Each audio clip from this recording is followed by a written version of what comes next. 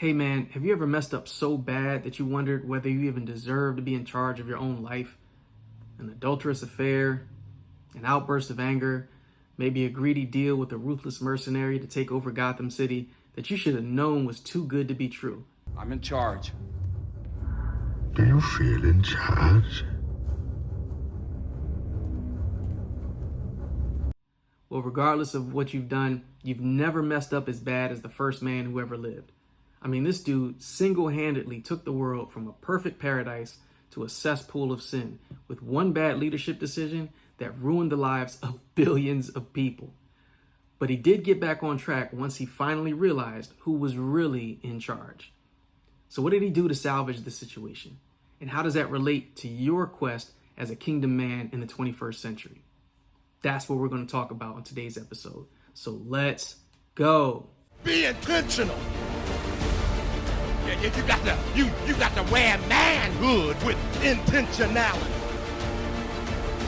Yeah, I'm not gonna make a mistake and be a man. I'm gonna be a man on purpose.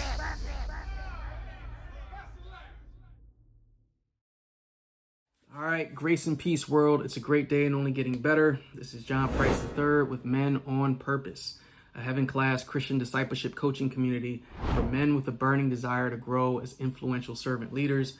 And I want to welcome you back to the #Manhood Monday podcast. We're grateful to get to serve you on this platform by sharing game-changing spiritual wisdom from the scriptures to prepare men for greater impact and influence, which our world so desperately needs. So just to set the table for you as far as what to expect here, what we're doing is first carefully breaking down essential fundamentals of biblical manhood based primarily on the foundational model of Adam. Second, highlighting key moments along the journey of Men on Purpose to give you clear examples of that model in real life. So that third, finally, and most importantly, we can teach you the best proven strategies and methods that will help you to achieve maximum personal growth and results in your kingdom manhood journey. So I know that was probably a little mouthful, but hopefully that clearly communicates the passion that we have for this mission. And so to help us achieve it, we have just a few housekeeping ideas, and then we'll get right into it. So idea number one is embrace. Embrace, as in taking full ownership of your personal development journey, meaning we don't want you to just listen to the podcast, right, or to just watch if you're joining us on YouTube. But we want you to listen, write notes, go back to the episode again, write more notes, and look for ways to put what you're learning and what you're writing into practice in your everyday life. Because our hope is that over time, we become so much part of your rhythm, your routine, that you're tuning into the podcast, whether you're running on the treadmill or driving to the office in the morning or spending quiet time with the Lord. And that as you're doing those things actively, that's where you're going to see the growth happen in your life as you become more and more a man of kingdom influence in the world. And that's our goal. That's our desire for you. So that's thing one, is embrace. Thing two is engage. So please hit that like button, subscribe to the channel if you have not already. Hit that share button as well. Share this with anyone else that would benefit from it. All those things, they're easy, they're free, they don't cost you anything, but they're very helpful for us to continue to get to serve not only you in the future, but others as well. So we appreciate you for that. And I think we have one other thing before we get started. I'm curious what has been the most meaningful thing that you've learned so far from the life of Adam, whether it was from this podcast in previous episodes or somewhere else. And just curious how that has related to your kingdom manhood journey. So if you would kind of drop a comment below about what you've picked up from the life of Adam so far. Love to hear your thoughts there. And so if you are not familiar with that story, I do encourage you maybe hit pause on this episode so that you can go back to Genesis 2, chapters 2 through 4. Read that up real quick, and then that'll bring you kind of up to speed so that you can follow along with where we are in the podcast. So with that being said, again, let's get right to it. So ordinarily, we jump right into the story of Adam, but today, let's start by talking about the God that Adam knew, right? So from the very beginning, God presents himself as one who is so holy, with such a unique perspective and power that he alone would be worthy of man's worship and allegiance. So just think of the rarefied air in which he exists. Only Yahweh God has distinct firsthand knowledge of what it is like to exist inside and outside of time, to exist before and after creation, to create everything from nothing, to be unbound and unhindered by the rules of our time-space-matter continuum, to be essentially immaterial and yet interact with material beings and objects, to be a completely spirit being and then become incarnate, which is to say, to then have a body, a physical body, right? To have no birthday, right? And then have a birthday. To experience on one hand dying and death to its full extent, but then on the other hand never cease to exist. To have no beginning or ending and yet be the Alpha and the Omega. I can go on, but the point is only Yahweh God could speak accurately, credibly, and authoritatively about all those different realities based on his own personal experience. So he is part of what you might call the few from that view, right? Or in this case, the alone from that zone, right? Because he's a class of one. So to kick things off, let's take a peek at some footage from a hashtag Manhood Monday session from back in July of 2020, where we explored this very topic a little bit deeper, a little bit further. And then afterwards, we'll break that down some more by looking at how Adam thought about God, how he related to God, how he understood God, and then what we can learn from his model along those same lines. So here we go. So piggybacking on that theme about men being men who truly listen, men who can surrender control to the sovereign, to our sovereign God. I want to continue around a theme today. Few from this view. So if you have your sword, and if not, it's okay. I'm going to read it in Mark chapter 16. It's only 2 verses. Verse 19 and 20, and it reads as follows. So then, after the Lord had spoken unto them, he was received up into heaven and sat on the right hand of God. And they went forth and preached everywhere, the Lord working with them and confirming the word with signs following. Amen. So check this out, right? Last week, I was gearing up for the biggest trip that my family has ever taken, to pursue an opportunity where I'm being considered for an associate pastoral role with a mega church in the South. And this is the culmination. This trip has been the culmination of months and months of courting and interviewing, and I'm pleased. I'm looking forward to sharing a praise report at the end of our conversation today. And so leading up to that, now, when I say this is the biggest and most important trip my family's ever taken, is because this was the time that they actually wanted my family to join me. So I flew last time, and it was by myself to go on a battery of interviews. And this time, my family and I went through the same process together because they wanted to kind of to know the man and the family behind the man. And so, in getting ready, what was hilarious was the process of having a 4-year-old getting ready for his first flight. Right. Those of you have small children, y'all remember that time. Like y'all, I see some nods and some smiles around here. And so what I did, trying to be the planner and the thinker and the advanced guy that I am, we spent like several days in our homeschool. Instead of doing our regular routine, we were watching like a lot of footage and YouTube videos and things of that nature around planes and around plane rides and what it was going to be like. So my little man, he was like mad excited. We got this one video we were watching as like the airplane song on it, and the guy was wearing a funny suit, costume, and all that, showing the different parts of it. And it was great, like seeing him just really truly come alive for something he has no sense of context for. He's never experienced in his life. He's just super excited. He loves airplanes. We actually live minutes away, less than a minute really, from a private airport. So he's accustomed to seeing planes. He sees them all the time, points them out in the sky, airplane, helicopter. He knows exactly, what's what. Now, here's the deal. For all of that preparation, everything that we wanted to share with him, my wife and I, everything I wanted to teach him, all of that, there's no replacement for like actual live experience. Like you got a 4-year-old who's about to jump on a plane. It ain't no like I'm going to debrief him and he's going to act right. Like that's not, there's no guarantee just because you watch the video that he understands. And don't get me wrong, we practice. I'm talking about we practice like fake luggage, putting it on the security checkout, watching it go through the scanner, the whole nine. But when the stage is lit and the spotlight is on, like that's a whole different story. You step out there and the audience is there and that whole thing. And fortunately, he did very well. He was super excited. It was a lovely trip. It was at one point, it was hilarious because at one point that it was pitch quiet. I mean, like you could hear a pin drop in the airplanes. This little tube airplane. There's only 2 seats to each row on the side. So it's this real narrow little plane we flying on. And so you can hear everything and you can feel everything. So there's one point we had this like turbulence in this dip, right? So it went like one of these numbers. And he's like in the middle of the quiet, he goes, yep, like that, right? And so everybody, I can see my neighbor like next to me, kind of like she was halfway asleep and she kind of like gave me one of these or whatever.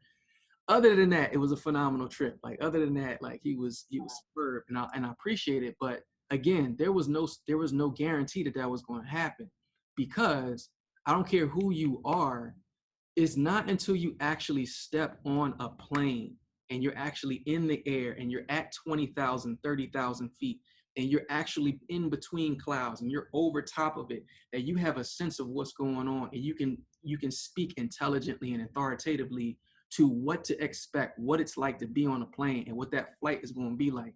There's nothing to replace that live experience. And so I share that because, and you think about it, like there's probably tens of thousands, hundreds of thousands, if not millions of flights that take place every year. And so there's like millions of flyers. But even with that, you think relative to the entire population of the earth, that's probably a small fraction of people who have actually been on a plane. And so that makes them the few with the view.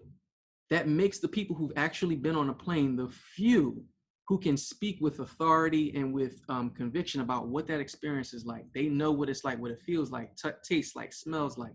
They are the few with the view. And I bring that up because I laugh. There's somebody who's close to me and we have very different worldviews that we both influence each other over the course of life. I'm not going to say who it is, but I think it's hilarious because whenever we have conversations around faith and around spirituality, they have very strong opinions. Now, they're a non-Christian, non-professing Christian.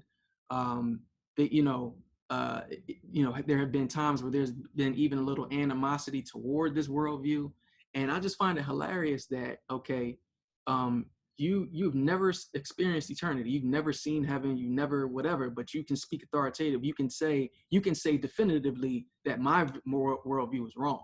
You can say definitively that like I don't know what I'm talking about.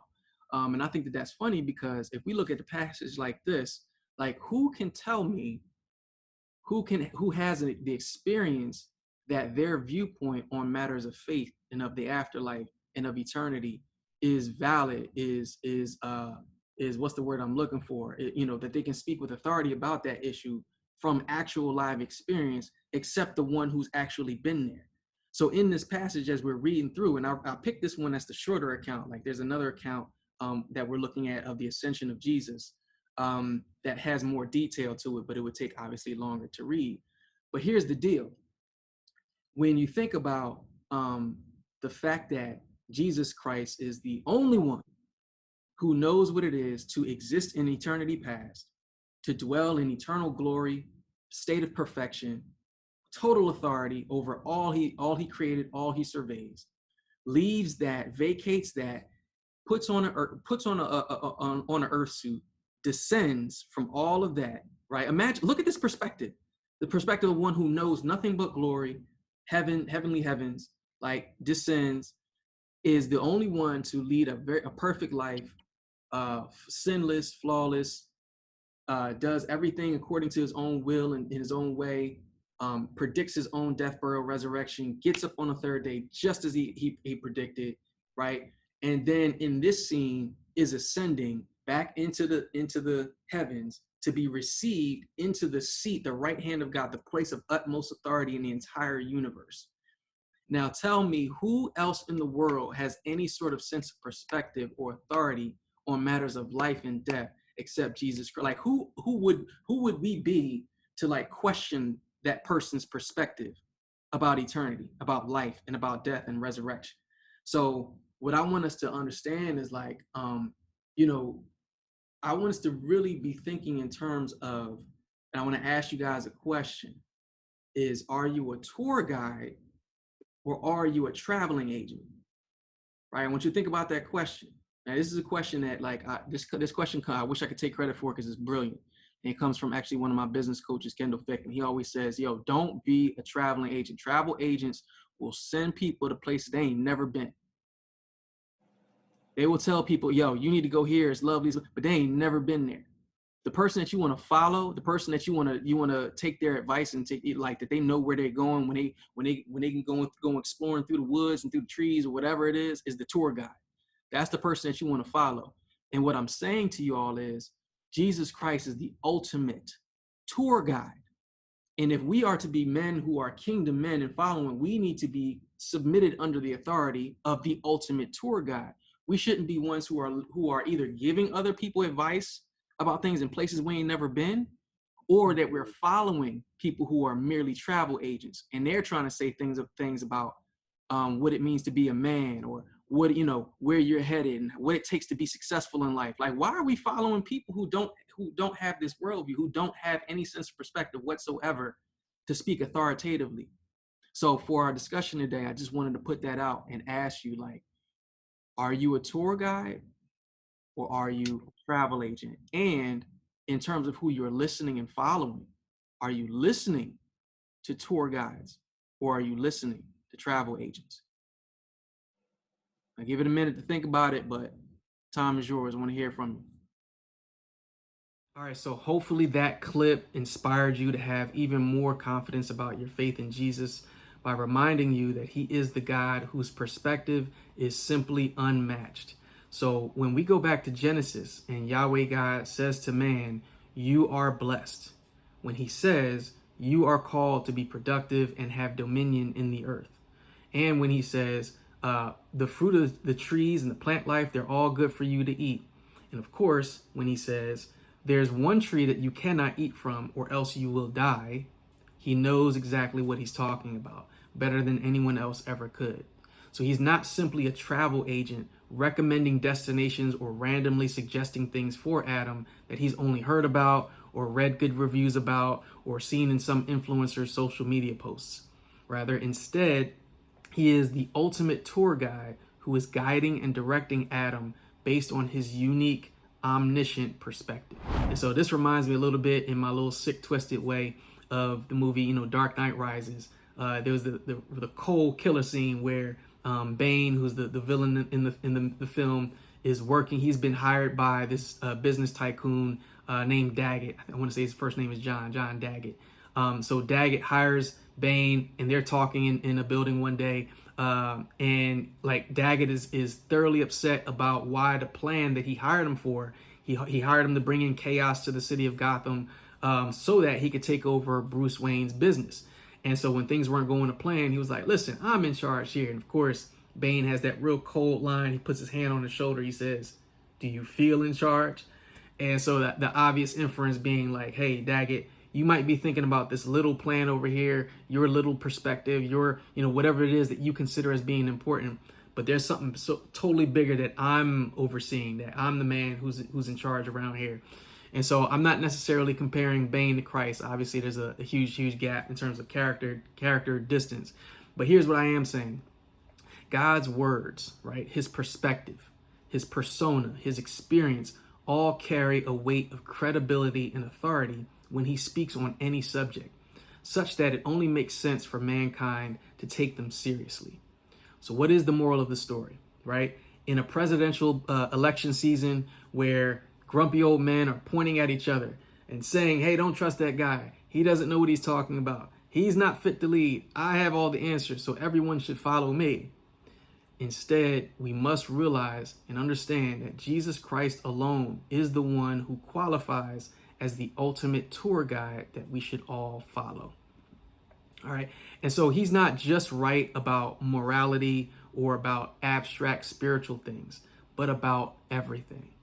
Politics, business, gender, science, you name it, he's right about it.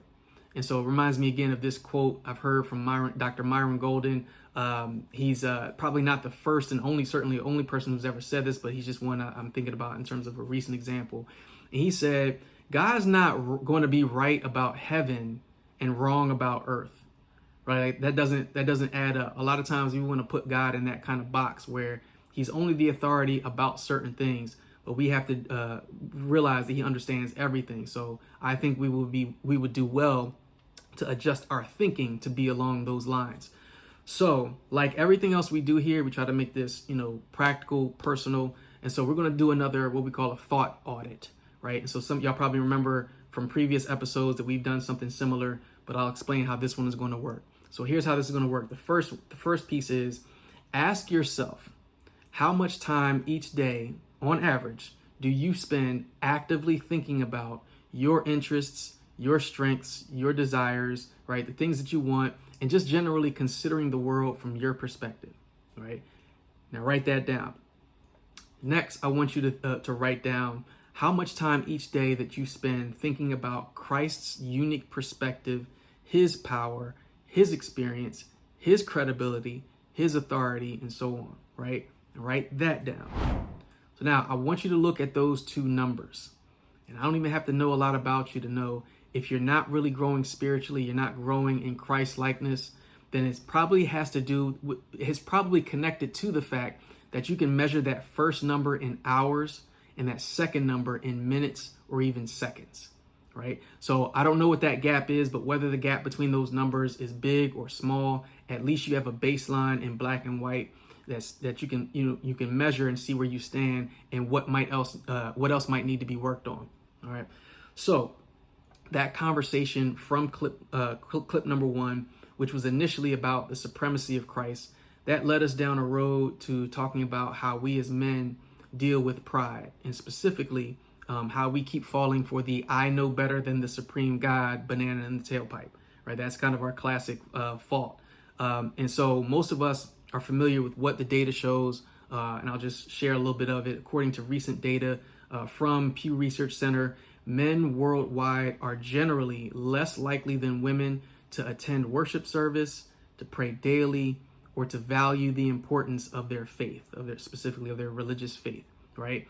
And these gaps are even wider among what's considered nominal Christians in the United States. So nominal meaning people who identify as Christians really in name only, but don't necessarily have an active faith life. That's what we mean when we say nominal Christians. And so according also to American Bible Societies and some other similar studies, Bible usership, which is defined as reading the Bible, get this, just 3 to 4 times per year outside of a church setting, right? So Bible usership is at an unprecedented low among nominal Christians, U.S. Christians, as of 2023.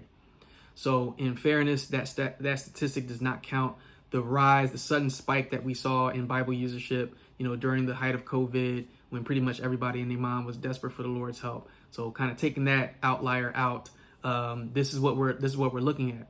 So what this tells us, right, at least in part, is that here in the 21st century, there's still a great deal of men who reject either the lordship of Jesus or the importance of his word or the necessity of being a disciple in exchange for a belief system that is more appealing to them, right? So I decide, one that lets me decide for myself whether this forbidden fruit is good or evil. So I get to decide what sexuality is for. I get to decide when a human life begins. I get to decide whether a black life truly matters. I get to decide to be an angry parent, and God's opinion is irrelevant. And now, before you think I'm attacking a particular group of people, I'm not. I'm pointing out general faults of men across the board, and then also some specific things that I'm guilty of personally. So I'm an equal opportunity offender, whether you're on the extreme right or the extreme left or somewhere in the middle. Because ultimately, there's nothing really new under the sun. Everything I just named, all these things are just different colored leaves from a tree that trace back its root to trace back to the same root of pride that entered into our world from the first man, Adam, in the Garden of Eden. Right? It's nothing new under the sun. So if you've been following along with the previous podcast episodes, or if you read Genesis before, you already know where we are in the story of Adam. So in Genesis 3, Adam is in the garden with Eve, and for the first time ever, he is faced with a temptation from the serpent to disobey God's direct orders of not eating the forbidden fruit, right? He gives in to that temptation, which not only leads to a breach in his relationship with Yahweh God, but also to the fall of mankind. So now, how this relates to our pride conversation is that there is a passage buried in 1 Timothy that says, "For Adam was first formed, then Eve." And here's the key part. "And Adam was not deceived, but the woman being deceived was in the transgression," which lets us know that while Eve was snookered by the snake into eating the forbidden fruit, Adam was not deceived. He chose to disobey. He chose to disobey God from a place of informed, willful rebellion, meaning he was acting out of pride. So Adam was feeling himself so much that he didn't want to eat his own dog food. He wanted Eve to follow him, follow his leadership. He wanted those animals that he had named to follow him. He wanted the soil in the ground to follow him and to produce the fruit that he desired. He wanted all of creation to follow him, but he did not want to follow God or accept God's terms. And in our lives, that's always when things go south. So again, let's take a look at another snippet from that same July 2020 session for a real life example of how this principle played out in our men's community. And we're gonna see what we can learn from that. And in particular, I'm excited because as a bonus, there's going to be a special piece of wisdom from Darren Hardy, one of the most successful men of all time. I promise you it's going to change the game for you. So let's get to it. But I think it's important for us to have a conversation about the extent to which we can relinquish some of that control and be willing to listen to people, but obviously ultimately the Savior who knows more, who's been there, and can say, this is what I'm doing for your good. And even where I'm going with that is literally I'm living that in real, y'all getting this in real time. Like I don't get to get off the plane and do what I just did last week and have what was offered to me, except for the fact that God has made it clear that this life don't work with me leading it. It only works when he's leading it. And so it'll be like, him in the driver's seat with the real steering wheel, and I'll get one of those little baby ones, the ones on the passenger side, and I'll just put it up right there with the kind of just like Maggie Simpson on The Simpsons. Like it's like my second Simpsons reference in like 4 weeks. I gotta figure out what's going on here. Maybe I'm not as spiritual as I thought I was. But yeah. So your thoughts there about what are you noticing in your own life as far as not being willing or not willing to relinquish the need to be right, the need to be in control, the need to have all the answers as a matter of pride instead of just letting God be who he is? Your thoughts? What area in life is that happening?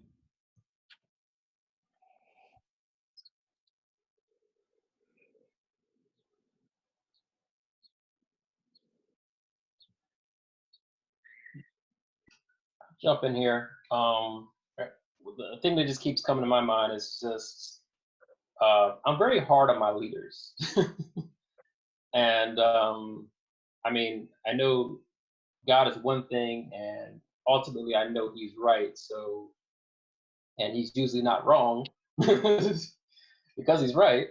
So it's easy to fall back when it's clear that this is Him, right? But then when it's one of my leaders, maybe that becomes harder for me. And I start to expect a lot from them, and then when I don't see certain things, that becomes hard to just be patient with that process, let them be the leader, and like you said, that pride comes in because if they're wrong, particularly if they're wrong about me in a personal way or what they feel I'm doing, my performance is doing, then I get defensive. As opposed to, and lately I keep hearing uh, Darren Hardy and whatnot say, like, stop taking yourself so seriously, you know. And for me, the translation is like, relinquish that control, relinquish that need to defend myself, relinquish that need to be right in the moment and prove myself right in the moment, and pray about it. That's a big thing. And shut my mouth, pray about it, and let things go a little bit quicker.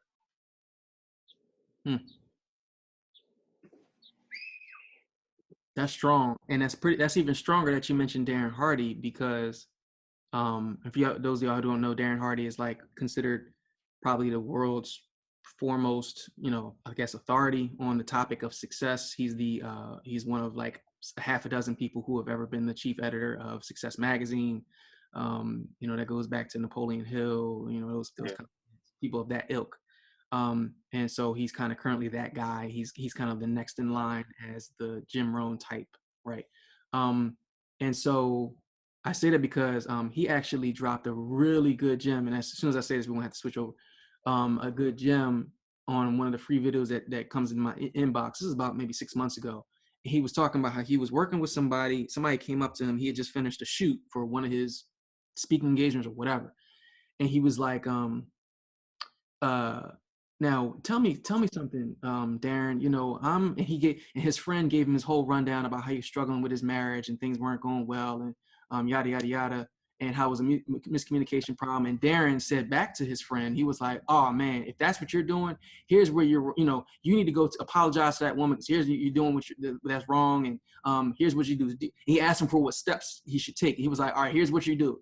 Do steps A, B, C, D." He gave him like a list of 7 things that he needs to do. First, beginning with an apology, but then running down.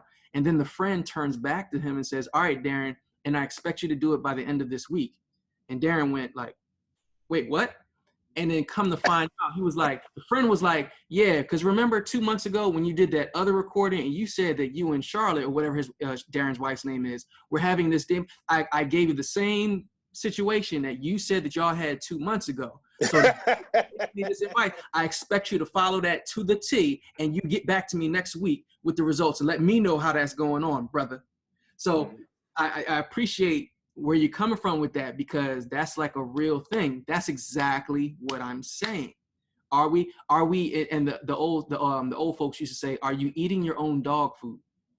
Right? Do we have to be the kind of men who are eating our own dog food? And that's the kind of the man I'm trying to become. Told you it was going to be a game changer. Even Darren Hardy has to deal with this one. And so that really walks us right into lesson number 2, which is only fools create their own rules. Only fools create their own rules.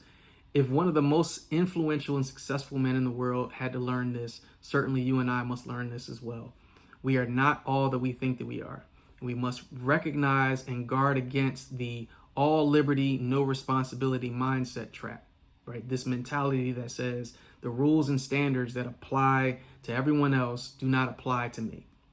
You are only deceiving yourself when you believe that Jesus, and more specifically, a life of biblical discipleship submitted under the lordship of Jesus, somehow represents bondage, but your beliefs and your ideology represents freedom.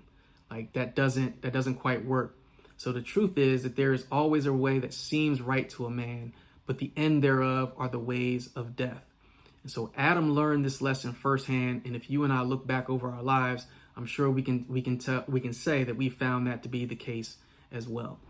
So here's where I'm going to recommend memorizing a few scriptures that will help you to retrain your mind to think more soberly, more wisely, so that you don't end up destroying your world the way that Adam did.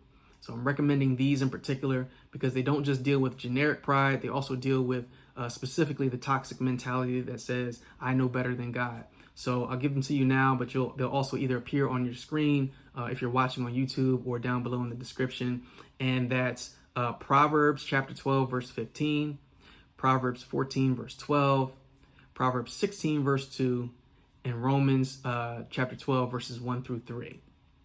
So now, if you know that you are a man who struggles with pride, or your inflated ego is always getting you into trouble, then this is something practical that you can do to help yourself immediately.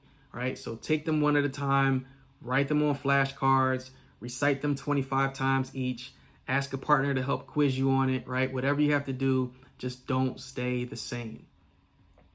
And so again, as we continue to track Adam's story, at this point, the man has destroyed the world, the perfect world as he knew it. He's kicked out of paradise. Everything's a total mess. But is there hope for a turnaround, right? And if so, is there a key to that turnaround that's also transferable to you and me today for the times when we mess up? And so thankfully there is, but it's just not fun. And that's because humility is the only remedy. Specifically, being humble enough to turn everything over to the Lord. Now, there are several ways that this seems to happen in Adam's case. So the first one is that there are no more, if you notice, there are no more of Adam's recorded words beginning at Genesis 4. So even though the Bible references Adam all the way into the New Testament, it mentions him, but the last time it quotes his actual spoken words is in Genesis chapter 3, verse 12, when he's basically telling God, hey, it's your fault, that I messed up because of this woman that you gave me. So he's blaming pretty much everybody that he knows. So what that seems to indicate is that, again, beginning at Genesis 4, Adam has learned to take personal responsibility and to no longer be a blame shifter. And it's almost as though he was saying, I'm wrong, you're right, let me shut up, right? So that's thing one. And that's significant because of thing two. So in Genesis 4, most of us are familiar with the story of Cain and Abel, right? Who are Adam and Eve's first two children, possibly twins, likely identical twins. But Cain kills his brother Abel over jealousy. And then God has a long back and forth with Cain about it until he ultimately sentences Cain to banishment. And you'll notice throughout that entire lengthy discourse, that back and forth, Cain is communicating directly to the Lord, right? He's not talking to his father Adam. Now, we know that Adam is still alive throughout all of this, but the Bible makes no reference to Adam saying anything at all, right? Now, think about the challenge that presents. You're the man of your house, right? You're the man of the house, but you're falling back to let another man, I'll use my air quotes, another man, symbolically speaking, to raise your children in your own house without your input. And what's even crazier here is he has to trust God with the job of shepherding two of the most important people in his life, even though it will mean allowing bad things to happen to the both of them. But what that also means is that Adam is no longer taking matters into his own hands and leaving God out of the equation the way that he did when he sinned in the garden, which is how we got into this whole mess in the first place. A third way that Adam seems to turn things over to the Lord is the fact that he recommits to his God-given assignment, specifically the assignment from Genesis chapter 1, verse 28 of being fruitful and populating the earth. Now, a lot of people who don't read their Bible mistakenly think that Adam only had two children, right? Again, one lost and one banished, meaning that his story would have ended with him not fulfilling his assignment very well. But Genesis 5 lets us know that not only did he have another son named Seth, he also had at least several more children beyond that, likely many more, and that was what God had intended in the first place. So when you put all of these different pieces together, the net effect is that the man is taking the back seat, but God's redemption plan is taking the front seat. It's not Adam's show anymore. He's not out front making a spectacle of himself. He's essentially just keeping his mouth shut, putting his head down, being about the Lord's business, and putting matters into the Lord's hands, whether he gets his way or not, or whether anyone else recognizes him. And so that by itself should make you and I extremely grateful, because if it weren't for Adam taking this approach, you wouldn't be alive today, nor would you have him as a model to learn from about kingdom manhood. So now, sometimes when we, again, think of people from the Bible, including Adam, we tend not to think of them as real people, which they were. So just so you don't think of this as a lofty theoretical example from some distant Bible character, let's take a look at an example from the men from our community here in the 21st century, right, to see how this played out. And so in this third and final clip, again, from that same July 2020 #Manhood Monday session, as we were discussing how to handle pride, we're mainly going to hear from Dr. Jones, who had to solve a huge financial problem that could have potentially cost him his marriage. So there were some seriously high stakes that were involved that I think a lot of us can relate to. So let's check it out again, and afterwards break it all down to see what we can learn and apply. All right, who's next? Relinquishing, the need to relinquish, the need to listen. Oh. When I first got married, that was 33 years ago. And, my wife, I consider her the queen. She considered me the king. And so the king was supposed to manage the budget. And the king was to lead everything. And the king has an MBA, so he should be able to manage the family budget. But I had to humble myself and turn it over to her because I kept messing up the budget. And what is one of the biggest areas for divorce is the family budget. So sometimes you have to relinquish. And the way that I've killed that over the years is praying every day, praying for God's guidance, praying for that when we have conversations, I'll hear her gifts and talents and make sure that I'm using them to the building of the kingdom and the blessing of our family. And I think that's what's kept me in check, is like, okay, let me check with you, God. Because pride can rise up and say, oh, this is the way we should do it. But your wife may be more gifted in something. And because you're trying to lead so much, you can't see the gift.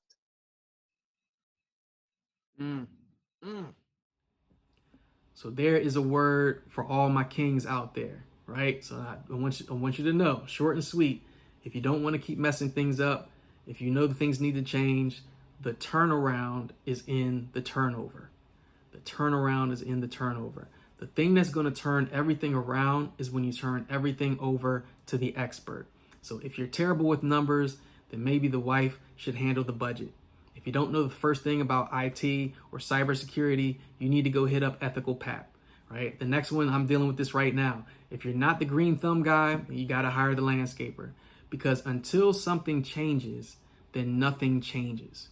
And if it applies to lesser things like budgeting or landscaping, how much more does it apply to stewarding your soul, or to parenting, or to leading a nation, right? So Jesus simply has to be the one in charge. So in closing, one critical question for you is, who is truly in charge of your life? That's the question that's on the table. Now, as always, we never like to leave you without a practical next step. So your homework for this week is to pick one of the practical activities that we mentioned earlier as the one that you need to complete for the week. So either the thought audit, or the scripture memorization, or perhaps even something else that God is sort of impressing upon your heart to lay down before him, whichever one is your highest priority, and then share your plan with other spiritually mature another spiritually mature kingdom man or community of men that can kind of help you along in that process. So now, if you sense that you don't have that solid anchor, a community of strong, growth-minded men in your corner, helping you to sharpen your sword and to be your absolute best, then I have great news for you, because the doors of the #Manhood Monday community are open. If you have a burning desire to grow as an influential servant leader, we're the brotherhood for you. We gather virtually at least once per week for practical Bible study and application, prayer, coaching, masterminding, group support, enriching fellowship, and much more. But most of all, we are a strong, caring Christian brotherhood that will relentlessly nurture and challenge you to become the wise, powerful kingdom man that God wants you to be. So now, we enjoy serving you great content through this podcast, but if you're ready to take that next step and grow together with us, then I encourage you to please click on that link that's down below in the description so that you can learn more and join. And that way, not only will you be blessed, but your entire circle, your family, your organization, your community, and the world around you will benefit as well. All right, so that's going to do it for me. Hope this, again, was a blessing for you guys. Again, I'm JP3. If any of this added value to you, please, again, share, like, comment, subscribe if you have not already. If there are other topics that you would like for us to cover, or if you're looking for biblical answers to certain struggles you might be dealing with, or anything that you want to learn more about as far as your kingdom manhood journey, please let us know either in the comments or by emailing us directly at menonpurposeinc@gmail.com, and we'll do our very best to address your needs. So of course, let me know, again, comments below, share your thoughts about what type of results that you're getting from this podcast, what you're learning about Adam. And as always, remember, don't make a mistake and be a man. Be a man on purpose. All right, that's going to do it for me. Take care. Shalom.